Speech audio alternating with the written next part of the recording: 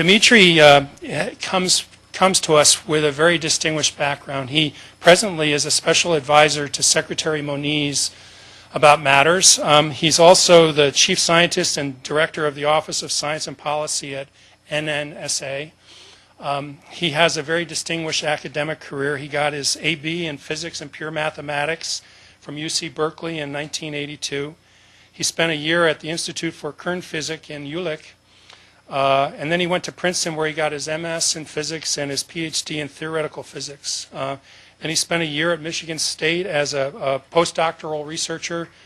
Then he joined the faculty at Yale and was an assistant and an associate professor at Yale, and then he got called back to public service working for the Department of Energy, and he's actually an SES, a Senior Executive Service Administrator at the very highest level, and we're very honored to have him here speaking with us. He's also here with a foreign delegation visiting the Oak Ridge National Lab at this time, so he's multitasking as he visits us, but we're delighted that he's here. He spent a day on campus with us and had a chance to meet with some of our faculty and have lunch with some of our governor's chairs, and we're very excited about the fact that he's here, and we're looking forward to his subject around this notion of computation and science policy.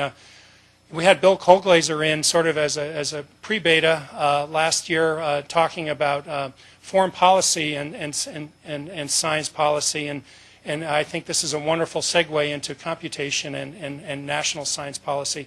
We're going to continue to seek to have this level of speaker join us, and we're looking forward to it. If you have ideas that you'd like to share with me about who we should also invite in, let me know. But at this time, please help me in welcoming Dr. Kuznetsov as he talks to us about science policy and computation. Thank you. Well, that was an overly generous introduction. Thank you again, Taylor. I think the hospitality here at the Baker Center and the University of Tennessee has been, remarkable. It's a wonderful place, and I'm happy to be here. As an academic who ended up in Washington for some reason, I wanted to give you my personal take on computational science, what we do, and kind of how I view this. I think it's an interesting story. I hope you'll find it interesting too. As a beta tester, I guess this can fail and still be successful as part of your learning, so we could look at it that way.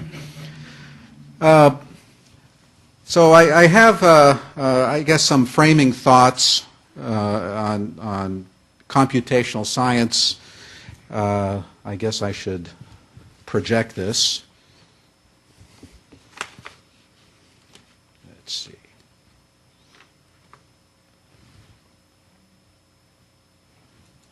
There we go. And so there are just a few topics I'd like to talk to today. Tell you a little bit about how I think about it, where I see the challenges, some examples of what we've done and how we use it, and where we're headed. And depending on time, I'll cover some of these in different ways. I think there is no even or simple way to explain how we apply simulation these days. Certainly from popular culture we have a sense that simulation can do remarkable things. You only have to go to the theater or look at all the content out there where virtualization is really part of almost anything you see these days. But when you have to temper it in reality and make decisions, and there are consequences to those decisions, it's a little bit different. And I wanted to tell you a little bit about that world.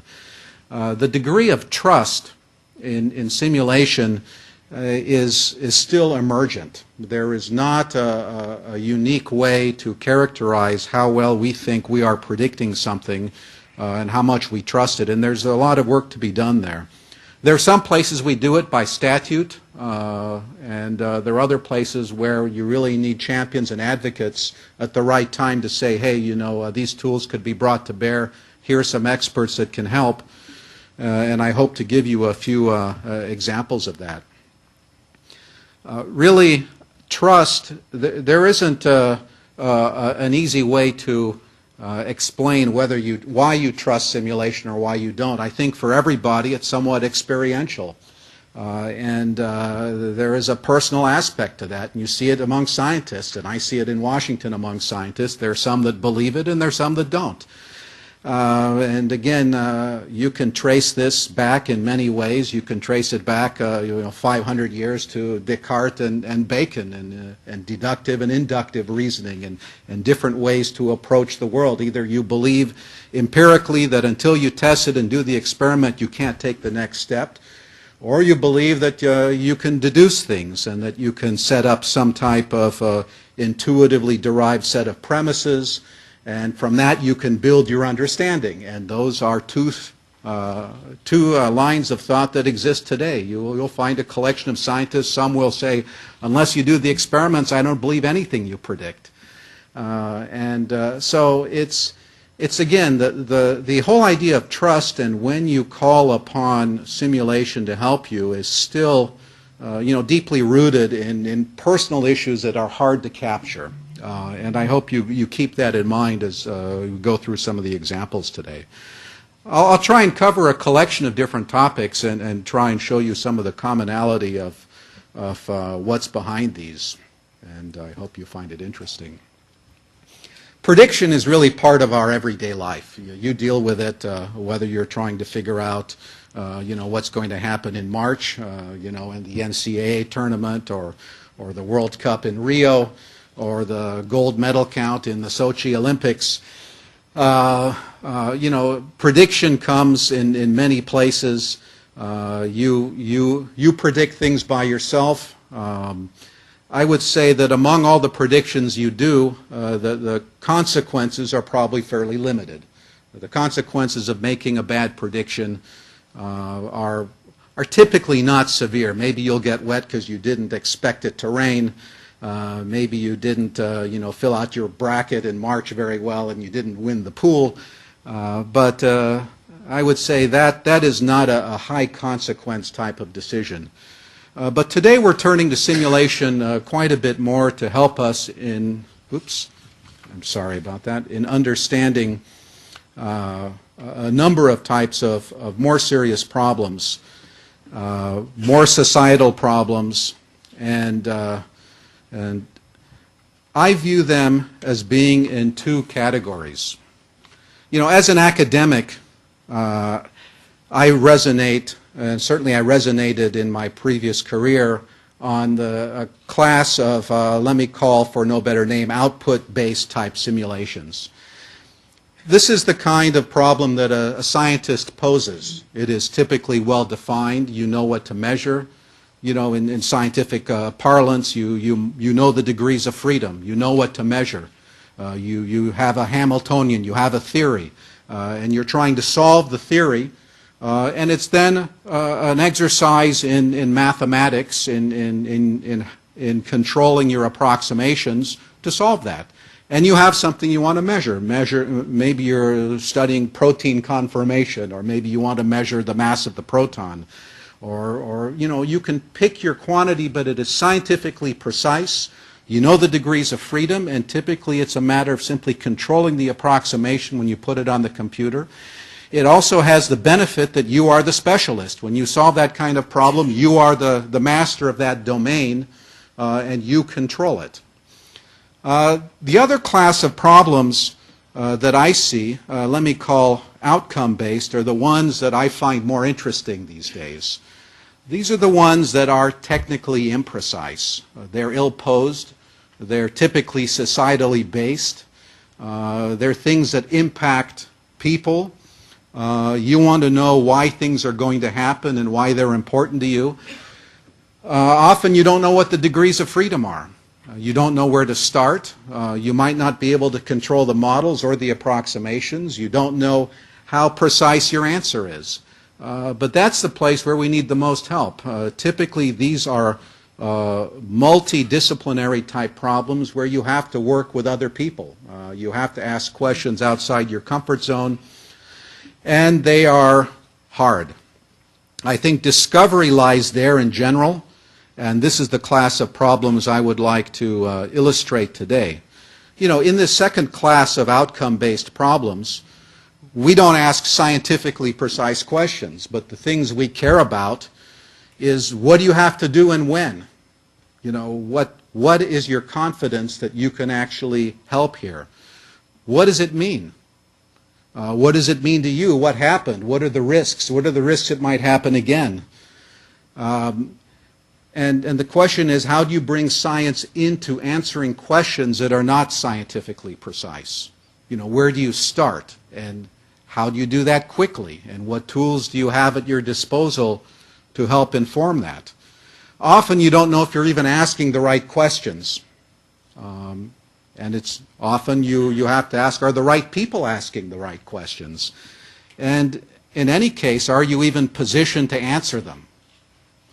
But when you think about societal issues, and I'll talk a little bit about Fukushima, the underwear bomber, you know, the satellite shoot down, the oil spill, you know, collections of things that impacted people where science helped inform the decisions to be made.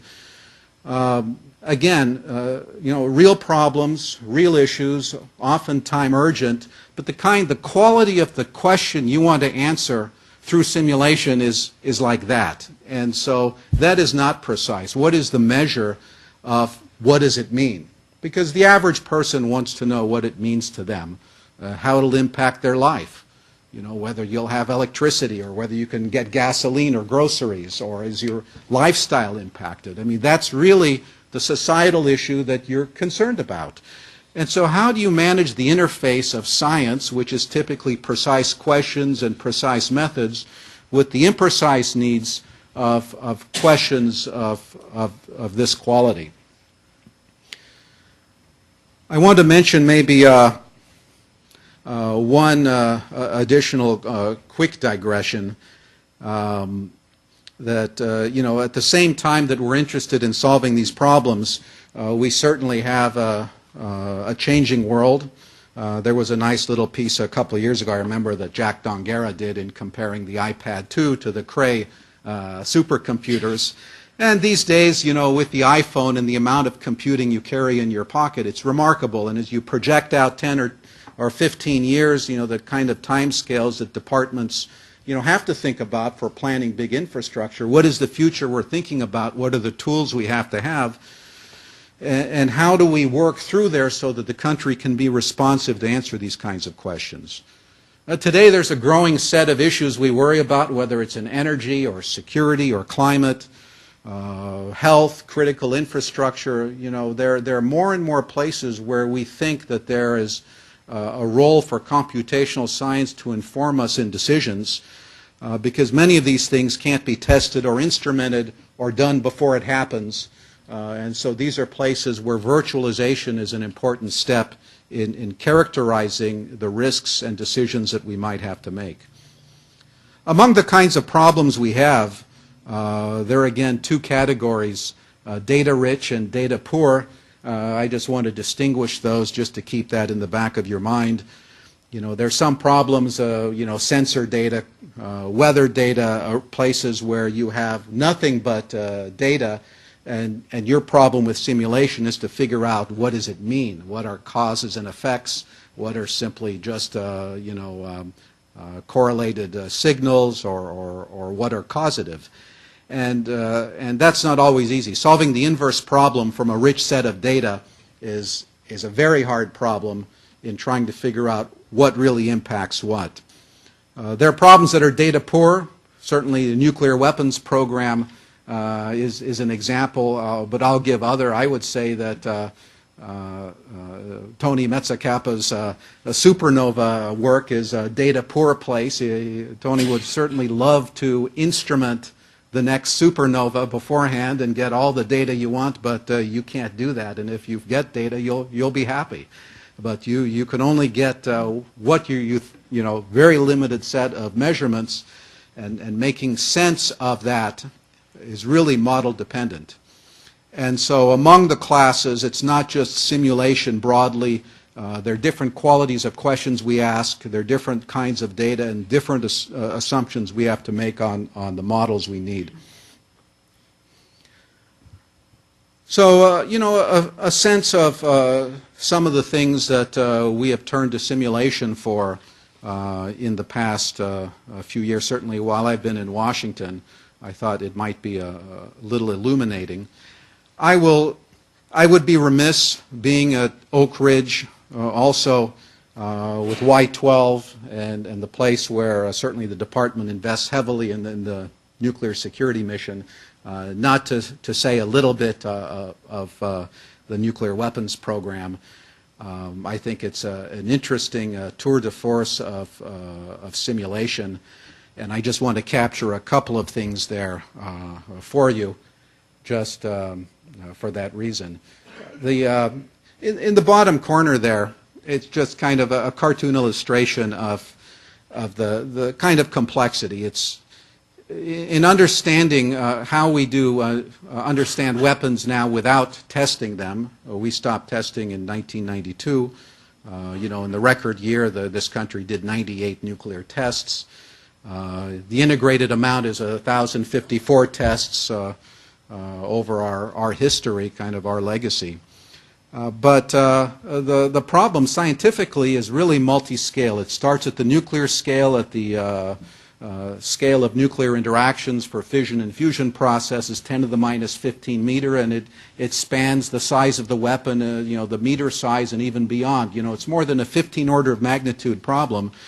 For those in Washington, what I say is you can think about it in terms of the federal budget, which is about $3.5 trillion. It's like managing the federal budget at the 0.3 cent level. That's 15 orders of magnitude. Making sense of those scales and understanding cause and effect across 15 orders of magnitude is non-trivial, and there have to be assumptions in there. And the question is, how do you qualify the trust in the predictions you make at the different scales, at the 0.3 cent scale, at the $100 scale, at the 1,000, the million, all the way to the $1 trillion scale, to say that I have confidence that I know where the federal budget is going and I can tell you where it's going to be next year. It is a very tough and challenging problem, but it is a place where the laboratories have certainly excelled in doing that. Anyway, there are a lot of questions we ask these days just at the bottom of that slide. We want to know whether they are safer, if we have more options to make them more secure. We need to know what other people are doing. We worry about terrorism and proliferation. And they're very broad questions that we are starting to turn these tools to. But I think in view of time, let me go perhaps to more interesting things that at least that you might find more interesting. I remember February 1st, 2003. I hadn't been in government very long.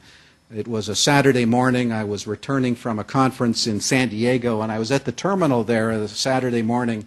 Kind of at the end of the terminal is a little round area that has the gates. In the middle was a bar, and I was waiting to board, and I kind of looked over at the television sets, and I was watching the reentry of the space shuttle, and I couldn't quite make sense. I was looking at that knowing that the shuttle was passing overhead at the time, and there were like 3 or so bright lights coming down, and I couldn't tell what that was, and it was the shuttle breaking up on reentry, but it was kind of a moment that's etched in my mind as, one of those things where you're staring, you think you know what you're looking at, and you really have no idea what you're seeing. And on Monday after that, Sandia National Laboratory was already in touch with NASA to ask, what is it we could do to help with the kinds of tools that are available? Is there something we could do to assist in understanding this problem? It is a post hoc issue, but nevertheless it is a useful thing to do. NASA understood, as you can see in the video, that foam had come off. So they took some high-resolution movies. Let's see if I can get this. And they were able to see the foam coming off, and if you calculate the relative speed, it's about at 700 feet per second that this block of foam, maybe a cubic foot or so, came off and struck the shuttle. And at the time, they had a tool. They had a tool called Crater, and you can read about it. There's a very good report the Columbia Accident Investigation Board study, the Gaiman Commission that went through this.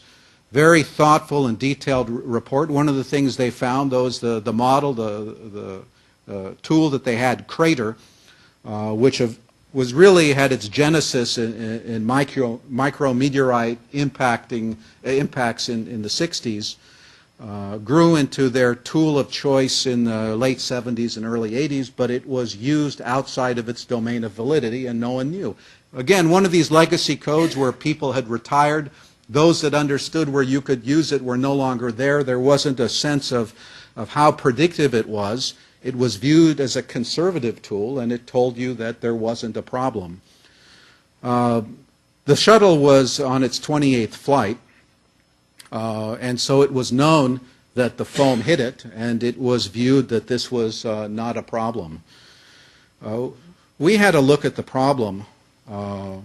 NASA certainly reached out to a number of places to do the analysis. One of the things that they found at Sandia is that the strength properties of the front end of the wing, and what I have there is in blue, it's a picture of the simulation of the reinforced carbon-carbon front ends of the wings that were used to understand what happened. Anyway, Sandia started a detailed analysis of failure modes. You know, the question here is what went wrong? You know, what is the failure mode? And so you're re-entering the atmosphere. You're going from kind of non-continuum to continuum modeling. It's a challenging place to understand, and you're trying to figure out what could have happened. An important part of the analysis was to get a piece of aged reinforced carbon-carbon material. And what they found is that the age properties depended on the number of reentries. That the strength is degraded each time you reenter. This one, I think 41 of the 44 tiles on the shuttle were original to the shuttle. And each time they reenter, oxygen penetrates the micropores and it changes it, reduces the strength properties. And so Sandia started to characterize it. They managed to get small amounts of aged reinforced carbon-carbon and characterized the stress and strength properties and started to do some analyses of what failure modes could have happened. And in the end, what they found is that a cubic foot of foam, roughly, hitting at 700 feet per second would break through and cause these to fail. They discovered this finally in March. So March of 2003, and it wasn't until July of 2003 that the experiments were done at Southwestern Research Institute, which demonstrated then. And the thing that actually got news attention with this, I remember seeing this on CNN. In my mind, yeah, we solved this a few months ago. But for those who are empirically driven, this was when the answer was obtained. But it demonstrated then, and you could see a picture of the simulation at the same time of the foam hitting the wing and the experiment.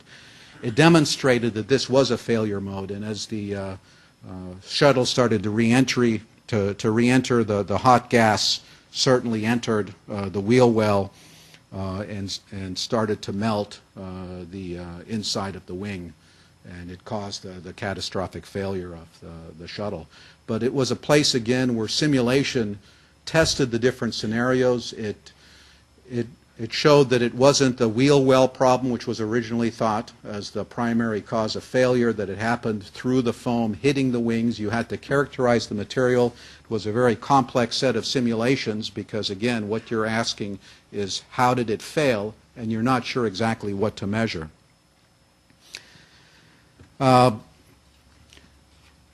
In 2006, we launched a satellite, and it basically never made orbit. It was launched from Vandenberg, and it was in kind of a cold, tumbling state for a couple of years.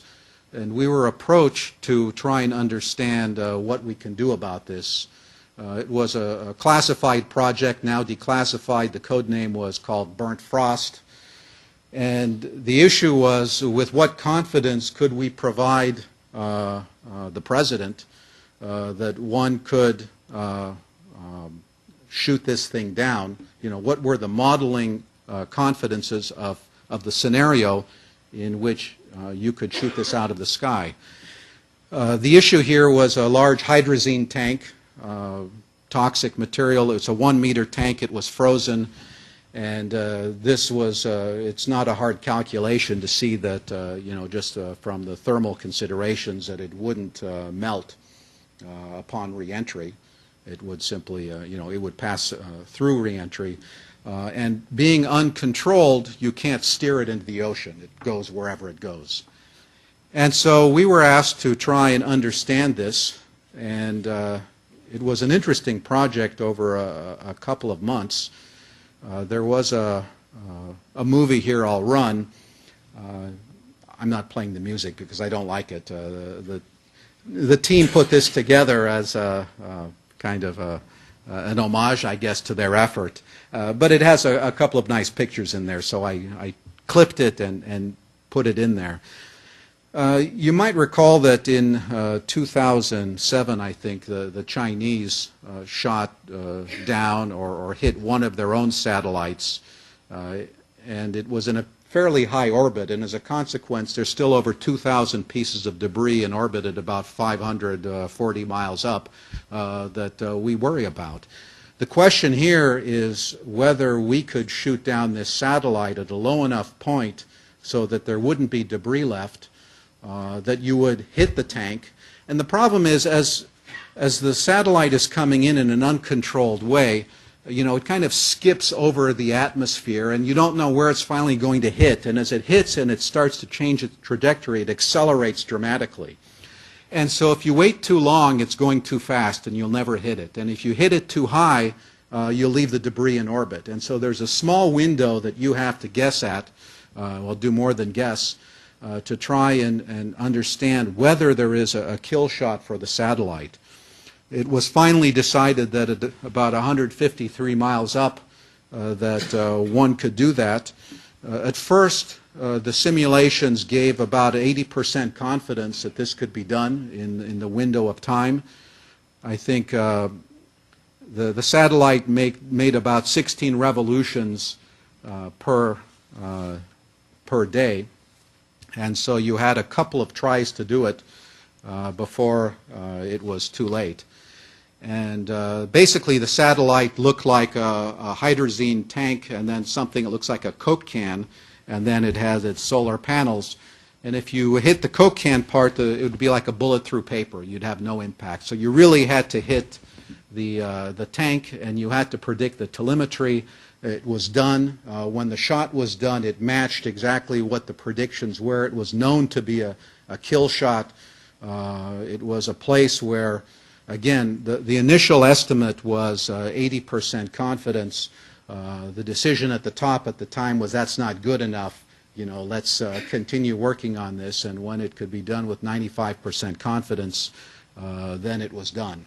And it was really a remarkable missile shot done from this Aegis cruiser. But again, it was kind of a time-urgent problem. It came out, you know, by surprise. We have tools. We have people who understand satellites. We have people who understand thermal mechanics, that understand failure and characterization and codes and all of this. And you have to somehow grab all of this, put it together, and try and see, can you actually address this question? Fukushima was, again, a problem of this quality. I remember, again, this pretty vividly. We were just watching it on TV in the office that morning, trying to figure out what this meant without having a sense of the reactor facilities yet. It was simply about the tsunami itself, which was just devastating. One of the things that the department does is nuclear emergency response. And so it is a place where we have the ability to send things, robots, into very harsh radioactive environments. It's a place where we can do air sampling, something born out of the old nuclear testing days is atmospheric modeling, because we cared quite a bit about where radiation goes, and so there are still many resident skills. The NARAC Center at Livermore is one of those that can be used to monitor. We were brought into this in a couple of ways. One, for emergency response, including teams here at Oak Ridge who were called to task to help. But the questions that arose that came to us in part were the following. What is the danger? How bad can it get? At any given time, there are about 5,000 to 6,000 student visas for U.S. students in Japan.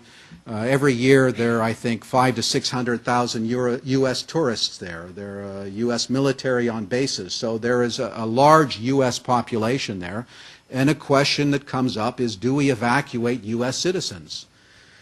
There was going to be a midday meeting in Tokyo, which meant a meeting in the middle of the night. And we had a little more than an hour to figure out what can we add to this conversation. And so the call went out middle of the night to the Livermore director to mobilize the center. And one of the issues is, what are the initial conditions? You can say you want to model it, and you have great atmospheric models perhaps, but you still have to try and capture what is coming out of it and how much. And the initial conditions, I would say, were not well known at the time, but the questions were significant, because if you decide to evacuate U.S. citizens, it's a logistics problem. How do you get all the people out of Narita? How many airplanes? Whose airplanes? It's not a simple thing to do if you decide that there are citizens at risk. People also wanted to know, well, what does it mean to people on the west coast of the United States? So for specific U.S. interests, there were a lot of questions that we cared about quite a bit. What are dose rates? Which isotopes? And things of higher degree refinement. The initial estimate was from the simulations that were done were that Tokyo was not at risk, and we did not have to worry about that. But I have to say, it's not easy to do these kinds of scientific problems through the conventional way of peer review. You can't pull together the team of your best people in the middle of the night and say, hey, you haven't met each other before, but why don't you work together and answer this question in an hour? And so the question is, how do we do that? How do we become more responsive to harnessing the skills that we have in this country in a way that can address these questions, which seem to come up almost annually? There's always something that comes up where science can likely inform. And I think this was a case where we did quite a bit of air sampling and air modeling. We did really quite a bit of support for Japan. And I think there was a very positive story that came out of this, understanding, again, what happened at the site and what it means to Japan, and then what it means to U.S. citizens as well, or to the continental United States.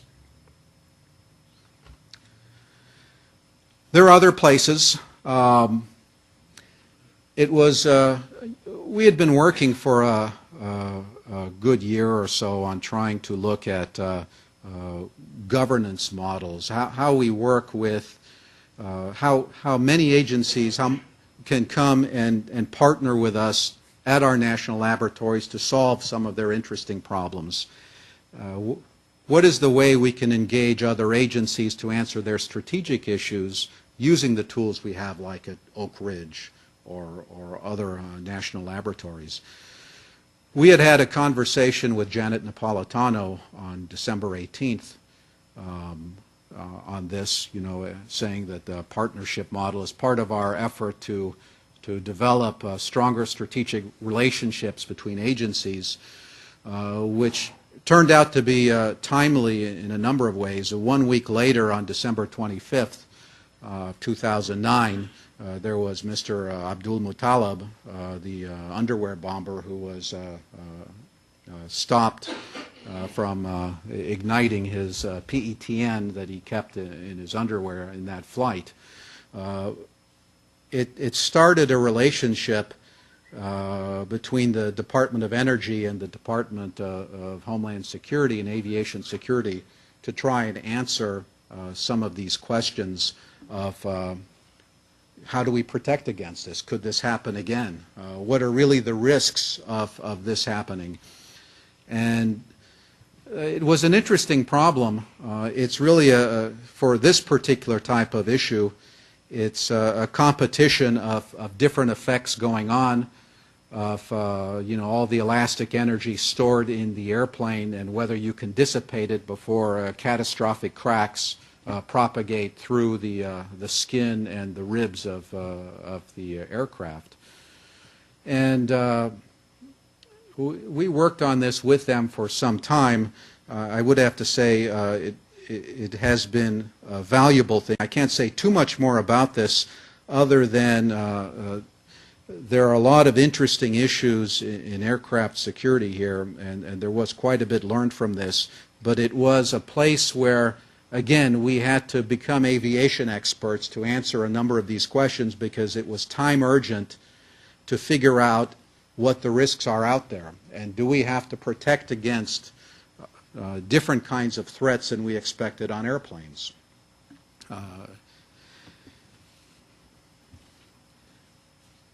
I have a few other examples, but let me perhaps go towards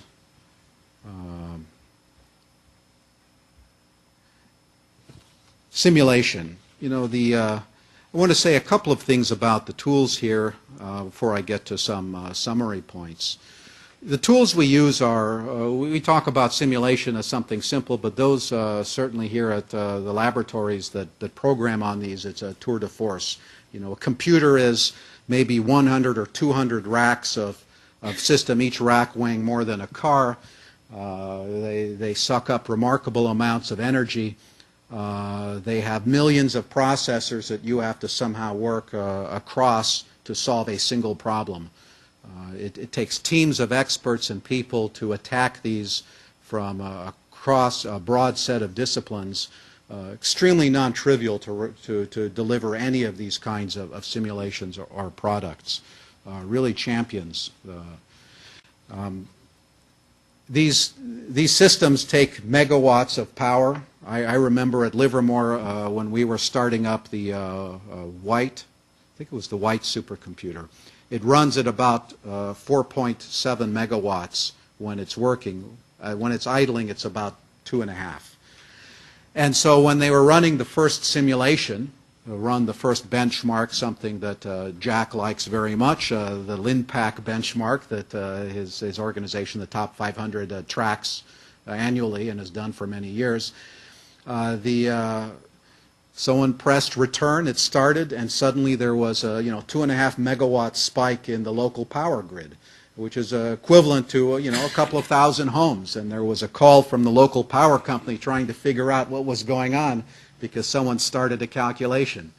I mean, these are not just computers. I mean, they're very complex things that you really have to think about in different ways.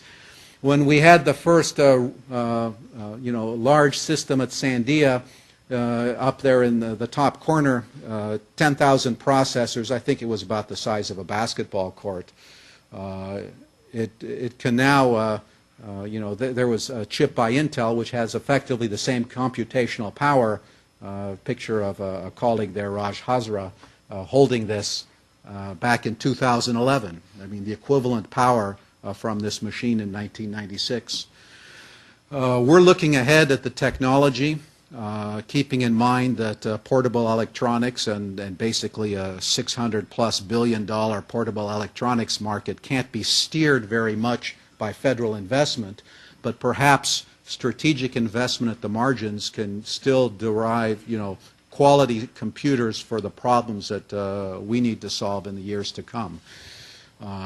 It's a challenge. Exascale initiative is kind of a code word of what the department is struggling with right now, but kind of the system we're looking at would probably be, in the best case, a 20 megawatt type of system, 10 to the 18 calculations, operations per second are notional goals for this, but we need them to be functionally useful.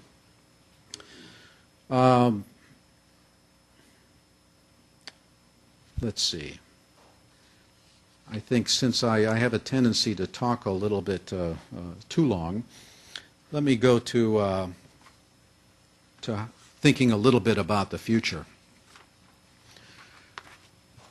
So, going back to where I started, you know, there isn't a natural place where anyone stops to say, well, what is simulation? You know, what can it do for us? Who should be working on this?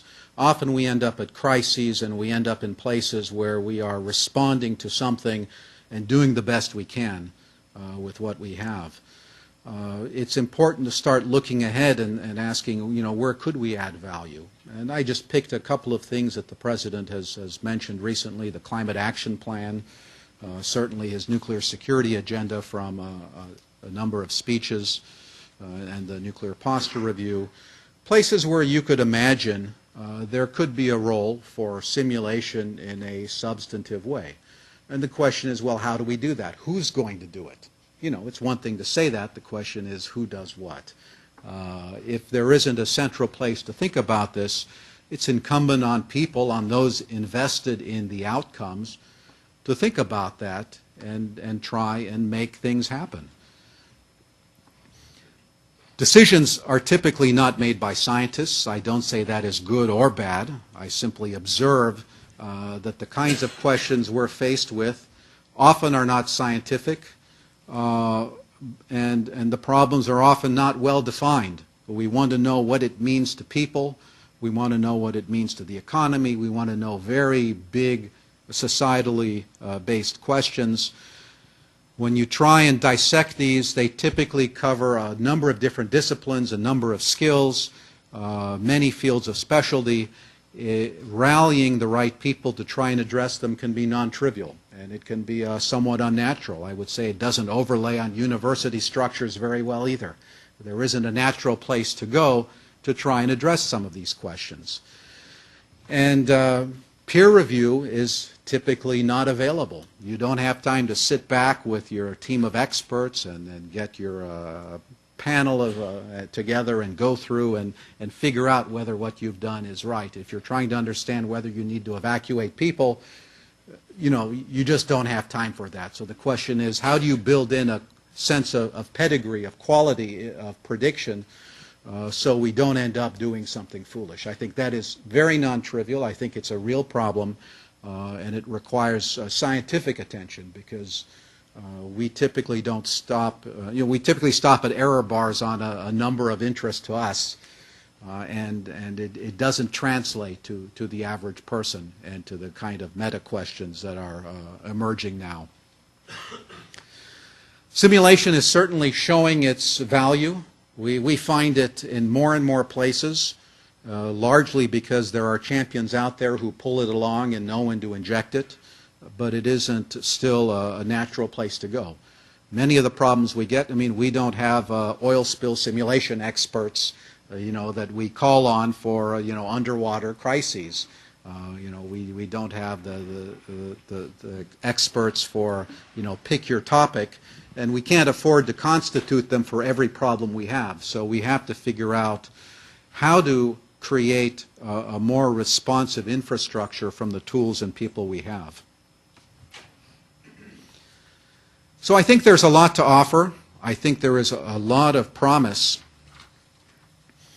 And but we're going to have to figure out again how to transmit the degree of confidence in anything we do. Perhaps understanding how we can be more responsive. You know, there are Washington issues there, I'm sure, but there are places for the university could see themselves. There are places national labs could see themselves.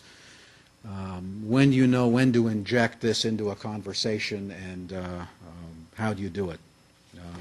Even asking, you know, these aren't, you know, are these the right questions to be asking? Progress here, success against the next set of threats, of urgencies, I think will require communication and greater partnership among the different entities, among a broader set of scientists, from social scientists to health to physical and mathematics, certainly industry, labs, and government. I don't see the number of issues diminishing. I see them growing. I see the complexity increasing. I see the kinds of things that we are expecting people to answer becoming a little more refined, and I think we have to be prepared for that. But I think there's a very positive story on what this country does in simulation and how we turn it to these problems, and I hope I've made at least some impression that this is of interest. So thank you again for your time, and I'm happy to take questions.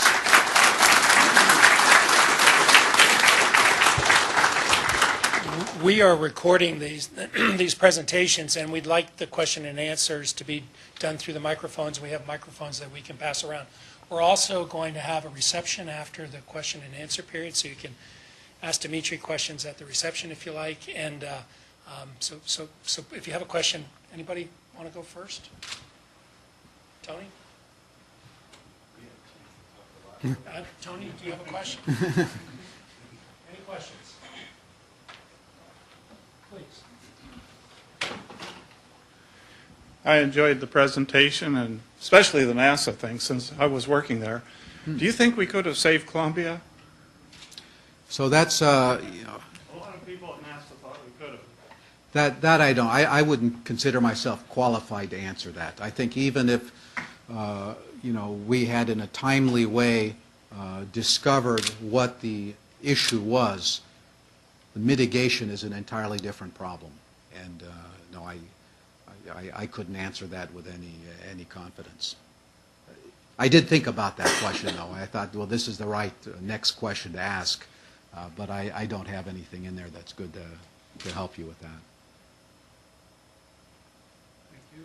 Question, Howard? So coming back to the NASA example, I think one of the interesting pieces there was you talked about the crater code being used outside of its valid parameter set, but you also raised the point that there was a human factors piece associated with that, in that the skill set or the knowledge or the depth of knowledge, at least, of what was actually in that code and how it was developed was lost. As we move now into a realm where we're no longer talking about codes that are thousands of lines long, but codes that are millions, if not trillions of lines long, how do we deal with that problem? Yeah, so this is really at the heart of a field called uncertainty quantification. There isn't a good answer. It is a place we are working with universities around the country to try and understand. Certainly there's work at our laboratories, but you're exactly right. I mean, I think an experienced code writer maybe will remember where all the right punctuation is in the code for maybe 50,000 lines of code. But when you have 100 million lines of code, it is harder to figure out what is really in there. And so there are all kinds of sources of uncertainty that come into a complicated code, from the use of material properties or data to assumptions and models, to places where there's a mix of empiricism and calibration. And there is no methodology to propagate uncertainty through the entire spectrum of sources of uncertainty. And I think even qualifying all the potential sources of uncertainty is hard.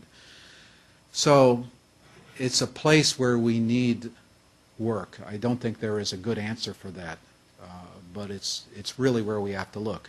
Because ultimately, if someone's going to make a decision, you have to have a simple, distilled amount of information on the degree of trust you have in what came out.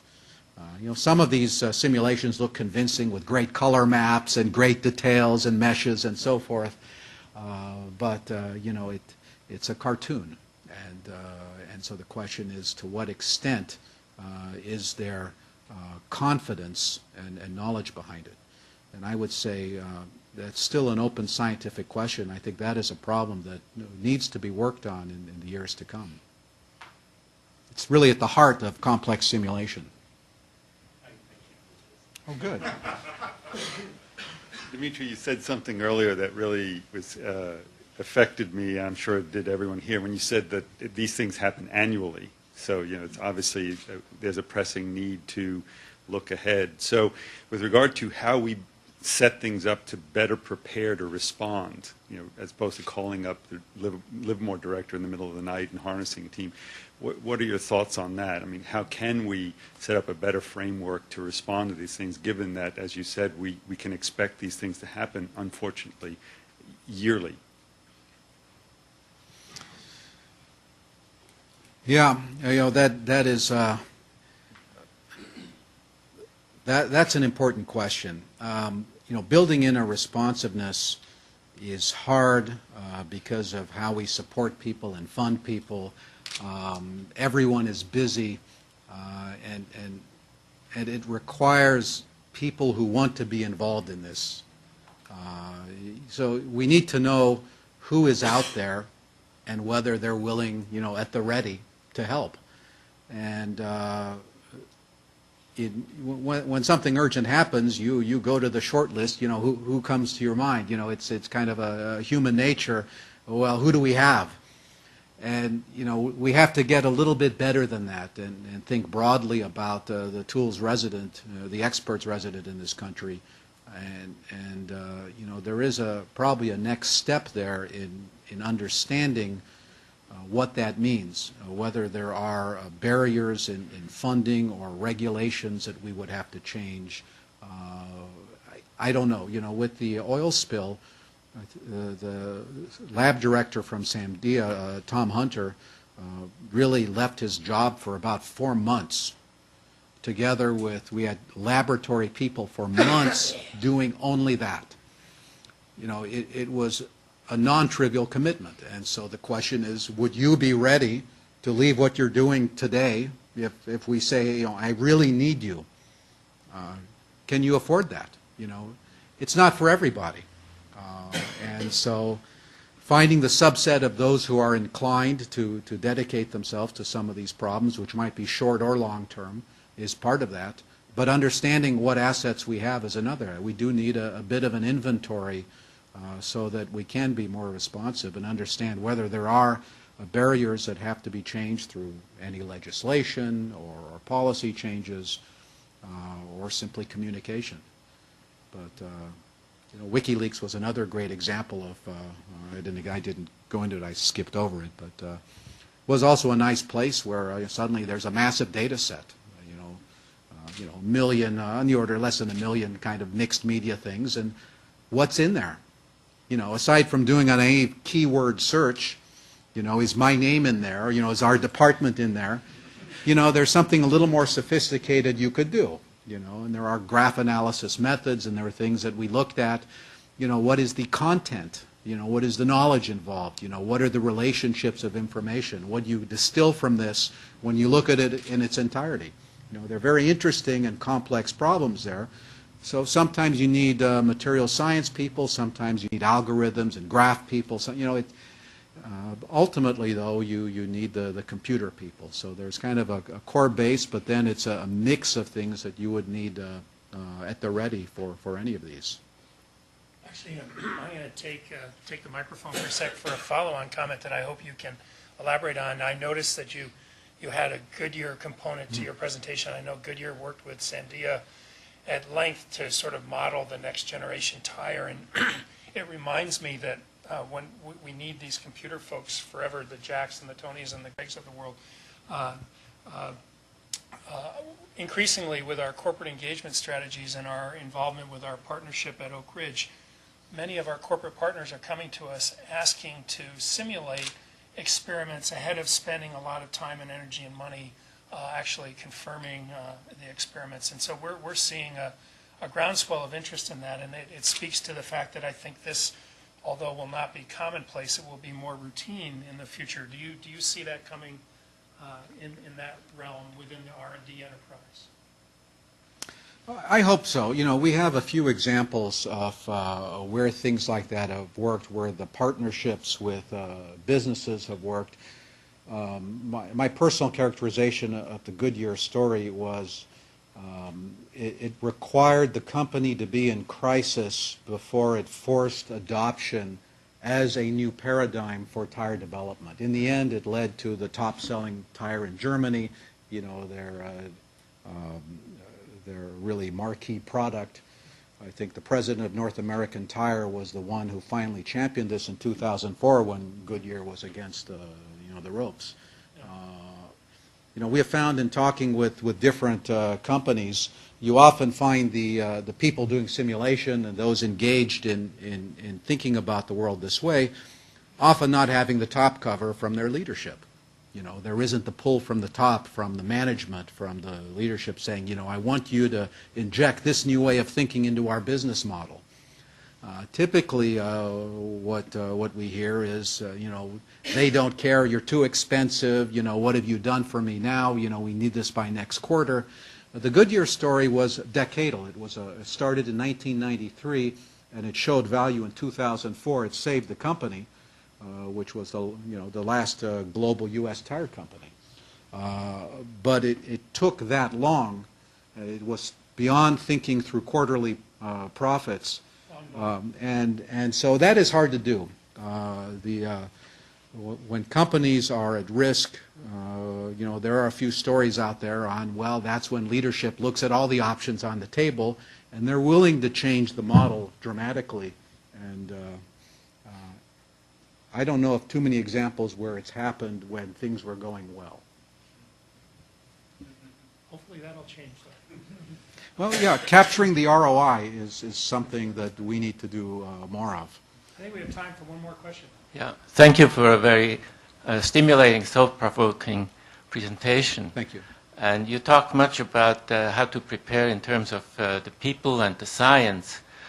Now, I think also data, and then you talked about, you know, assumptions, how much can we trust or believe in the data and the outcome of the models.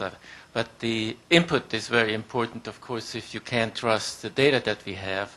And of course, you need to draw on data that is in the public sector, in the private sector, and in the academic sector.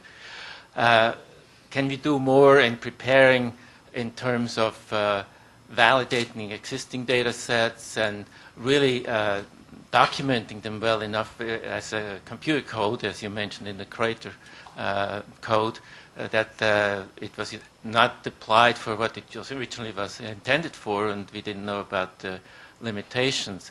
So the nation hasn't been very successful, I think, in implementing metadata standards, and I think there could be done more. What do you see could be done in terms of getting the data sets more useful because we can trust them better?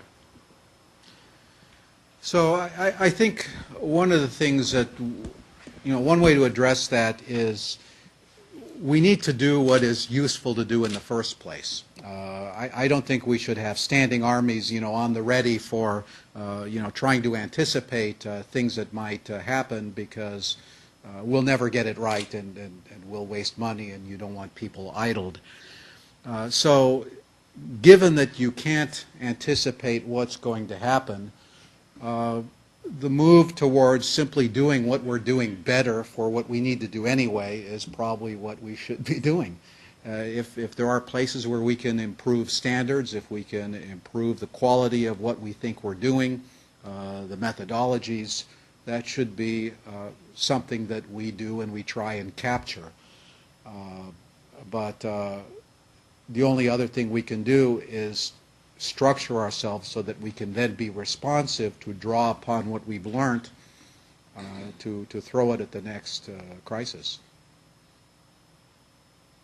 All right, thank you. Before we wrap up and thank Dimitri for his excellent presentation, I wanted to make a few comments. We have a number of guests from various organizations external to the university here. We have guests from the Department of Energy, from the National Nuclear Security Administration in the Y-12 facility. We have guests here from Oak Ridge National Lab. So I'm delighted that our friends in the community were able to join us today.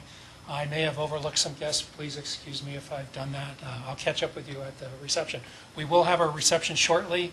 I'm very blessed with the fact that I have a wonderful colleague of mine, Susan Ballantyne, who helps me organize these things. And this actual conversation today was co-hosted by the Baker Center and by Howard Hall's Institute for Nuclear Security. So I'm grateful to Matt and Nissa Howard for their help with this. So thank you all for that, and thank you for coming on a very, very cold day that's warming up. And if you'd like to join us after this for some refreshments and more questions with Dimitri, that'd be great. But please help me thank Dimitri for his time here, and we want to give a very small token of our appreciation to Dimitri for under his... $35. I make sure.